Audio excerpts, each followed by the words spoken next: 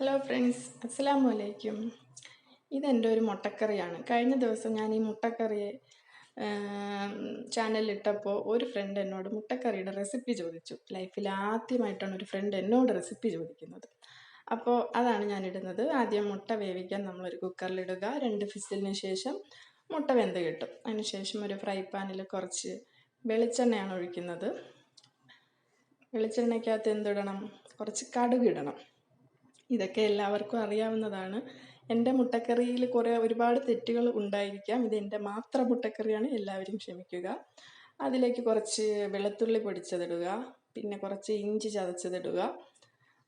പിന്നെ ഞാൻ മുട്ടക്കറിക്ക് ആവശ്യമായ സവാള, പച്ചമുളക്, ക്യാപ്സിക്കം ഇതാണ് കട്ട് ചെയ്ത് വെച്ചിരിക്കുന്നത്. അത് ആ എണ്ണയിലേക്ക് ഇടുകയാണ് ചെയ്യുന്നത്.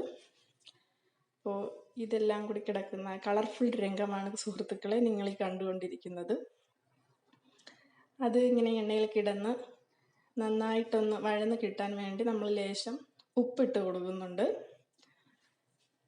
അത് ഉപ്പ് ഈ സവാളയിൽ പിടിച്ച് ഏകദേശം ഈ ഒരു പരുവമായി കിട്ടുമ്പോഴാണ് നമ്മൾ മസാല ആഡ് ചെയ്യാൻ പോകുന്നത്.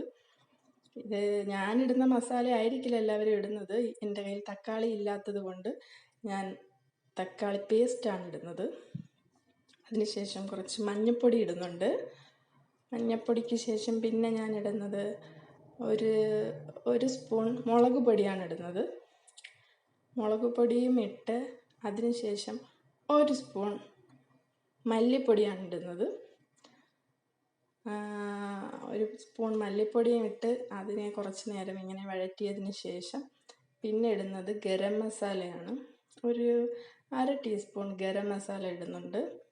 അതുപോലെ തന്നെ അതിനോടൊപ്പം 1/2 ടീസ്പൂൺ കുരുമുളക് പൊടിയാണ് ഞാൻ ഇടുന്നത്. അതിനുശേഷം ആവശ്യത്തിന് കുറച്ച് വെള്ളം ചേർത്ത് കൊടുക്കുന്നുണ്ട്.